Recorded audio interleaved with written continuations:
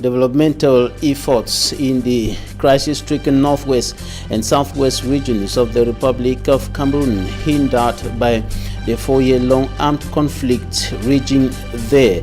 We'll take a look at the consequences of the war on development efforts of local authorities, notably in the Coupe-Maninguba division and elsewhere across the country, across the two regions where municipal authorities are saying that councils have been severely affected, and government is now taking some measures to revamp the functioning of councils in those parts of the country. We'll also talk about the rising corona figures in India.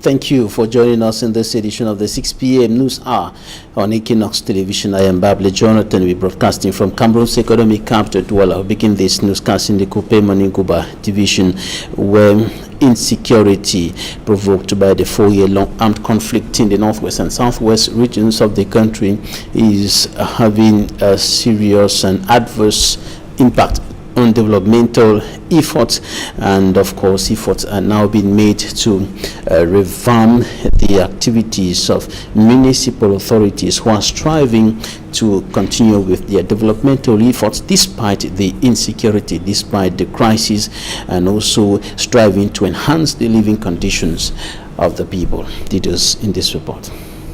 Mechanical and gymnastic skills being exploited to challenge this multi-seasonal and rugged stretch of roads in order to reach Mwesok Mwabong village in the Coupe-Maninguba division southwest region to attend the installation ceremony of Chief Nkwele Peter Atabe as third-class chief of Mwesok village. Our major difficulty is the roads, quite frankly. Some of our people usually say that we have 5 problems, and I will count them: roads, roads, roads, roads, and roads. We are an essentially agricultural community.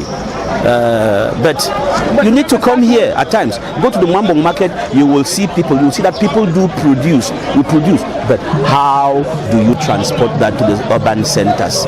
You will see food rotting here. It's actually rotting, and nobody to ferry them. We need permanent roads. A year ago, some alleged separatist fighters surrendered their weapons, embracing peace and development. The fight say they want independence, this and that, this and that. All young people, they will fall out. They say they fight government. According to Chief Ndile Michael of Mwadon village, laying down of the arms permitted peace to reign. When man they sleep, when man they go bush, no fear, no day, no nothing. We are now quiet. In spite of that, some schools have remained closed. The installation of Chief Nkwele Peter Atabe is seen as imperative. This is your chief.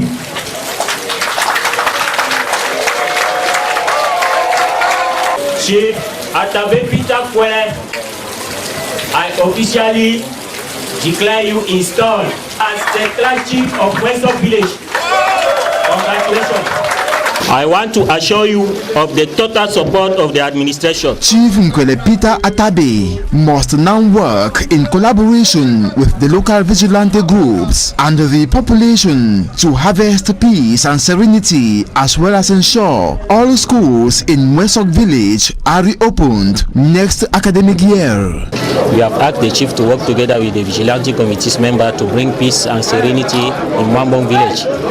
At the same time, we use this opportunity to talk about schools, because as you observe, schools, primary and secondary school as closed.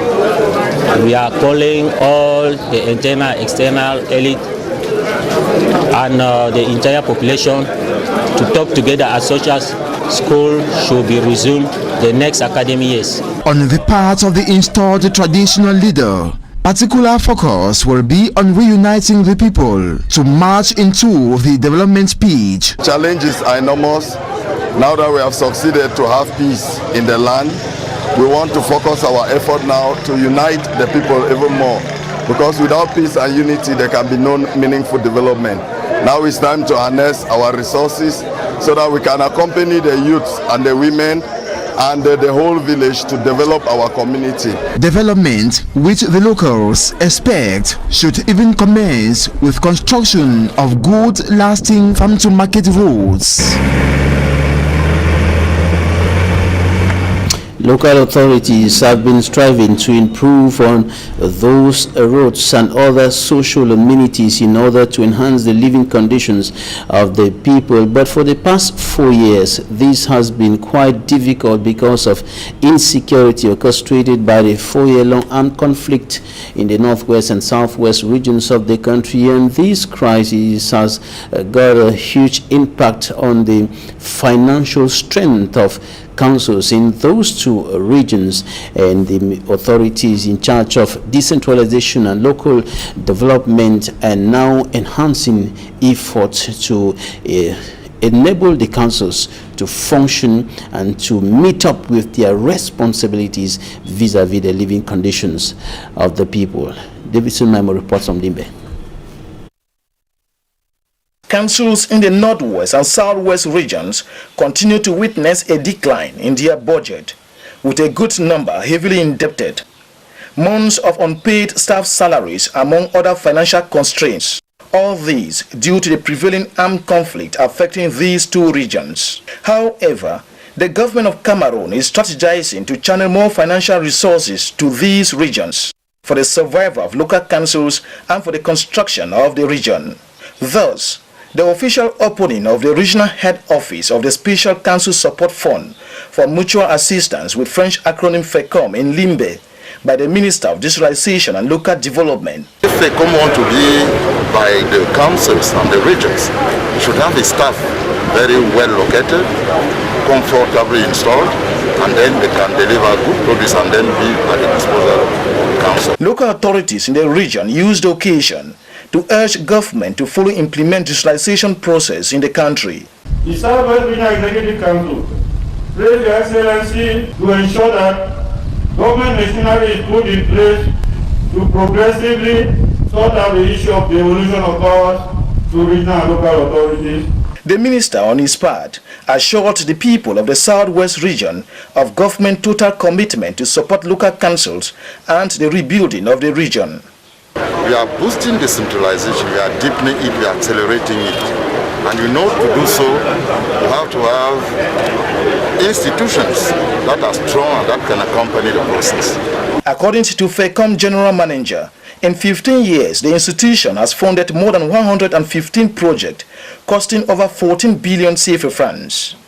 During the same period, FECOM paid the sum of CFA 52 billion 946 million under additional council taxes and other taxes subject to equalization. The Southwest Regional Head Office is a 6 out of 10 to be constructed nationwide and cost 500 million CFA francs.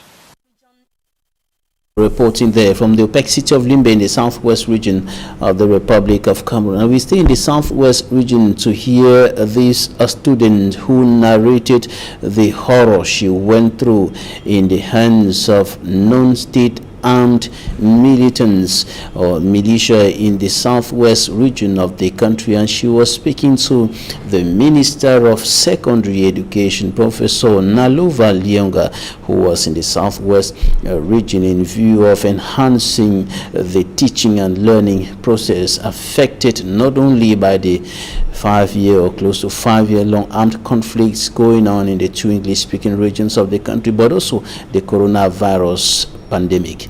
Derek Jato reports from Boya.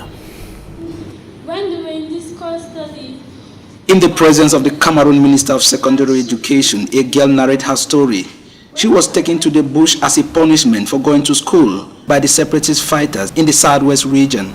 When they were in this course study, a lot of hardship, beating, torture, and I always pity my grandma because she was already old to pass through all this. So we were forced to go back home in Yasa to go and face what will happen. While in captivity, the torments were too much. She continued her story as her voice cracked with emotions. That was two. This tenacious and fortunate girl was finally brought to Boya, where she wrote her GCE ordinary level and succeeded.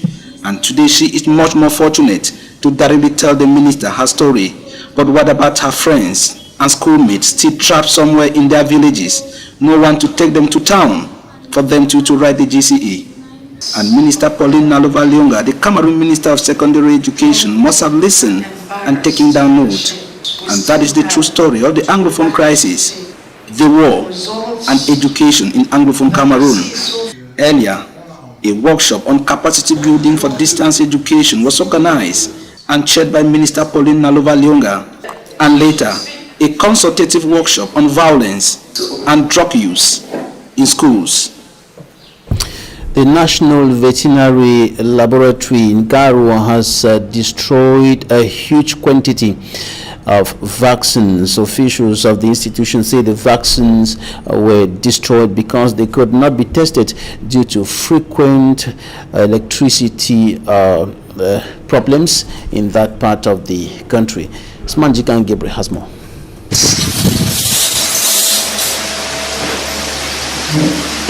$6,247 vaccines and little bottles containing water to dilute these vaccines already contaminated have been destroyed at the National Veterinary Laboratory in Garoua 3 municipality.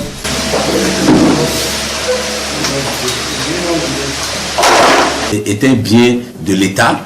La destruction doit respecter les normes. Officials say the products were destroyed because they couldn't be tested. This is so as a result of the frequent power outage in the region. These vaccines, before use, were supposed to undergo several tests to be sure of its impact. The National Veterinary Laboratory has as its main goal the production and commercialization of vaccines and medicine, alongside analysis of thirst and training of personnel. Now back to the southwest region of the Republic of Cameroon, where the region's court registrar has called on the Cameroon government to provide them with security, to provide him and his colleagues with security as the conflict going on there continues, increasing the risk of them being attacked and why not killed by non-state armed groups or other actors involved in the crisis in the northwest and southwest regions of the Republic of Cameroon. Derijato picks up that story from Boya. These are members of the Southwest Registry Corps Association in their General Assembly in Boya. During this General Assembly, we come to meet, remind ourselves of the oaths we've taken to serve the state. Through presentation, we recycle the knowledge we have had over the years and also train the young ones who are getting into the profession. The war in the Anglophone regions did not only keep them apart, but their offices too were punctured. It's been 3 years and above since we held the last one. We know we are in the what is popularly known today as the no-zone, with the security challenges. Here in the southwest, we have some courts which are facing serious security challenges. We have the courts of Menji, courts of Moyoka, who are finding it very difficult even to operate on day-to-day basis. Court defined as where justice is being served. To the separatist fighters, it is where their rights are being taken, and anyone around the court is seen as their enemy. Reason why these Southwest court registrars are calling on the government for additional security measures. Registrars have been victims of kidnaps and molestation from Amber boys. Thus, they need to remind the hierarchy that we need more protection. Security measures should be multiplied. Representing Chief Justice of the Southwest region, Justice Beatrice Nabangi, Vice President of the Southwest Court of Appeal reminded these Southwest registrars, drawn from all the courts in the Southwest region, that they are the engine of the judiciary and the face of justice. Because when a litigant or any user comes to the court, the first person they will meet is a registrar. Even our secretaries are all registrars. And it depends on how you attend to the public. That is the image that they carry back of the Justice Department. If you attend to them very well, you boost confidence in the Justice Department. But if you attend to them, maybe you had a problem at home and you decide to bring it out to anybody you see on that day, then you are selling the Justice Department short. You are giving the person going back a very bad impression. It is their wish for security stability to enable them meet more often and discuss what concerns them for better judicial services in the region. A Southwest Court registrar and his colleagues begging for security from the Yaoundé administration. Now we're going to talk about some of the frontline workers in the health sector in these times of coronavirus. We are talking about nurses. Today is their day, and on this occasion we talked to the president of the Cameroon Association of State Registered Nurses, and he highlights the challenges that he and his colleagues are facing in the discharge of their duties. Take a listen to Gam Nelson. Okay. Today is the International Nurses Day, which is being celebrated worldwide. As the president of That was Ngang Nelson, president of the Cameroon Association of State Registered Nurses in the Republic of Cameroon, and he was talking about the challenges that nurses are facing in the country. And on this day consecrated to nurses in the country, the Cameroon Association of Registered Nurses and Midwives assembled professionals of that area of medicine and of course students in that area in Yaoundé to school them, to equip them with tools to better practice their profession, and in the discharge of their duties to be good leaders. That is why they were assembled there within the context of the 2021 Day of Nurses to discuss and of course to highlight issues concerning their profession, with the senior nurses educating the younger ones and the students who are still coming up in the profession on leadership skills and how to better practice that profession in the health sector. Now take a listen to some of the organizers and spokespersons or speakers, trainers who took part in that workshop, and some of the students who spoke to us. Relation Officer for Cameroon Association of Registered Nurses and Midwives, a young association that is just 3 years old today, made up of very inspired and motivated young nurses and midwives who have sat and seen that there is need for nurses and midwives to come up to uphold their profession. In one voice we can stand and advocate for the rights of the nurses worldwide as well as in our country. We are calling on all the young nurses out there, remember, a nurse is a hero. A nurse is there 24/24. A nurse is that person who is sacrificing so much for the love of others. The seminar has been a success. It has been a great one. This seminar was all about leadership, and I am proud and I am happy to say that after this experience I am going to be a good leader in this nursing profession, because I learned that leadership is not, you are not born with it, but through the processes of learning, experience and training, one can become a leader. And not also forgetting the most important part, the part of having good character. From this seminar, there's so much that I've learned.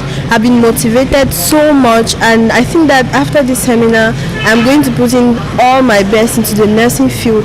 And to think of my background and how I got into nursing, I'm sure and I'm very happy that this seminar was organized, because honestly I was richly impacted from this seminar. I'm called Neke Foba Elvis, a public health expert and equally a nurse by profession. Participants were equally very satisfied with the knowledge gained to be able to uphold the standard of nursing. We are able to say today that Cameroon will be able to stand up to say that we have an association that can stand to uphold the standard of nursing in our country, because in years back we have not been able to have these such activities.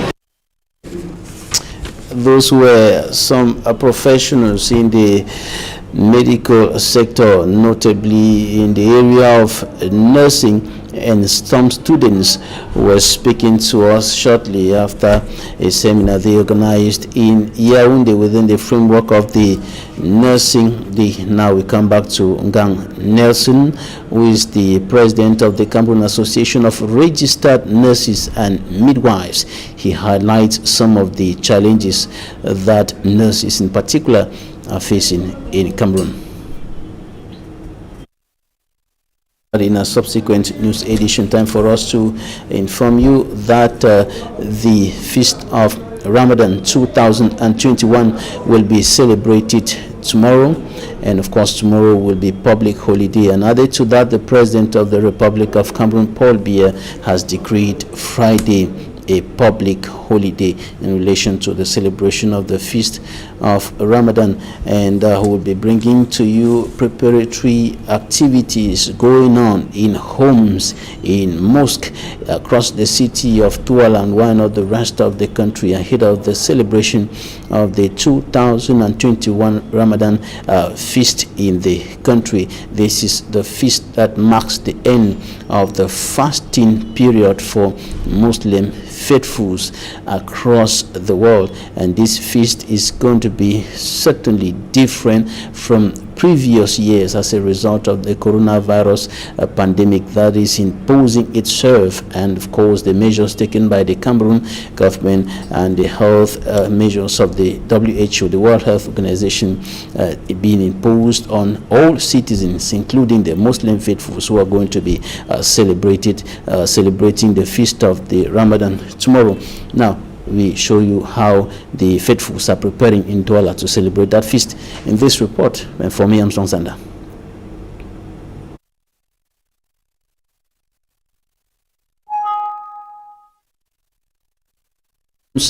Economic captured Douala, where he took a look at how the Muslim faithfuls are preparing to celebrate the feast of Ramadan tomorrow. And of course, this is the feast marking the end of the fasting period. His report.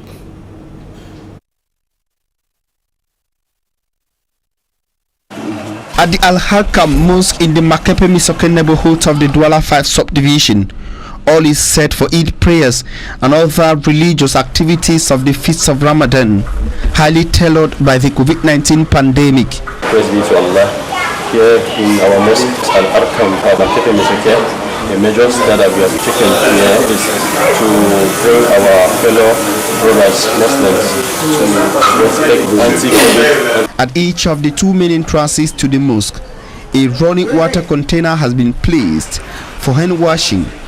An alcoholic-based solution at the last entrance to the mosque plans to take it not more than 50 faithfuls on the DD. The strict respect of social distancing and other barrier measures recommended by the Shura in their communique of Friday, May the 6th, 2021, according to His Majesty Yunus Paraizo, Secretary General of the Council of Muslim Traditional Rulers of the Littoral and Southwest regions. The message from the community is the same thing that we are giving since the beginning of COVID-19 pandemic. We are sorry to notice that people are not respecting the barrier measures. The fact that we cannot respect the measure barrier, we prefer that to pray in the mosque as we are praying every Friday. It's better than the Yunus Paraizo, who doubles as the Muslim traditional ruler in the area say special measures were arrived at and have been taken to receive visitors and commune with them in ways to avoid COVID-19. Okay, the strategy, as I said, we did not go to the big area to make a feast. We are praying in the mosque, and the feast or the whole day is marked by visits. The family, the relative visits you, the friend visits you, and they take a meal, either one plate to everybody. Do not make people not drink or eat in the same place.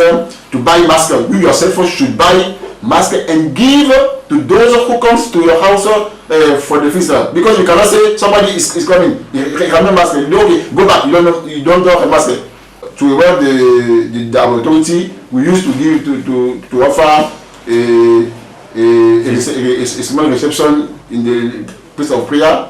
We postponed that ceremony on Saturday afternoon with our authorities and the mayor, the DO, and all of the collaborators. All of his special measures, he says, have been effectively transmitted to the local population through their religious community-based radio station, through the use of local languages, talk shows and call-in programs. We ask the listener to remind ourselves and to look at this life is for a short time.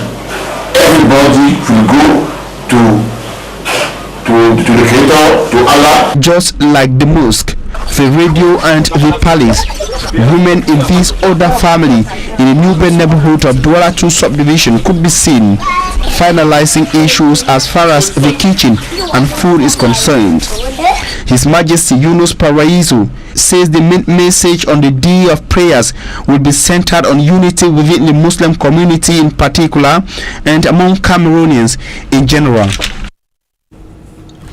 Tomorrow, feast of Ramadan 2021 on Friday, public holiday decreed by the President of the Republic, now out of Cameroon. India, a country of 1.3 billion people, has now become the world's second most infected or affected by the coronavirus pandemic after the United States of America. The country is currently recording more than 300,000 new cases and close to 4,000 deaths daily. The World Health Organization says that the Indian COVID-19 variant is behind the acceleration of India's explosive outbreak of coronavirus. Immaculate Vogwe has more. The World Health Organization's technical lead for COVID-19 says it is reclassifying the highly contagious triple mutant COVID-19 variant spreading in India as a variant of global health concern. The version, which has been named B1617, was upgraded by the World Health Organization amid evidence that it spreads more easily than the original virus and it may be more resistant to vaccines. The new Indian variant has already been detected in more than 44 countries including Belgium, Spain, United States of America and the United Kingdom. India has recorded its highest number of COVID-19 deaths in a day, which stands at 4,205. This is the highest ever death count that India has seen in a single day since the pandemic began in 2020. The new surge in cases has ravaged major cities including the capital New Delhi and Mumbai, pushing hospitals to breaking point and leading to severe shortages in oxygen and beds. The World Health Organization has equally pointed out several religious and political mass gathering events which have increased social mixing and reduced adherence to public health and social measures. The Indian government is coming under increasing pressure to announce a nationwide lockdown. It is equally facing criticism for allowing massive gatherings at Hindu festivals and election rallies to go ahead despite rising cases. The World Health Organization reassures the population that research is ongoing to know the right vaccine suitable to contain this variant. And that's it for today's edition of the 6 p.m. newscast on Equinoxe Television. Thank you for staying with us. Equinoxe comes up next.